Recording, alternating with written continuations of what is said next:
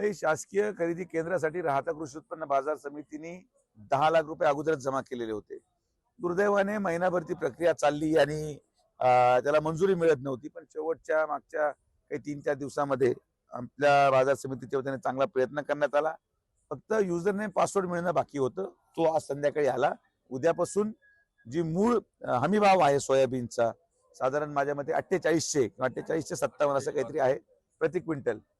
तो दरनी खरेदी आता बाजार समिती करणार आणि मग शेतकऱ्यांना त्यांचे पैसे हमी भावाच्या माध्यमातून मिळेल.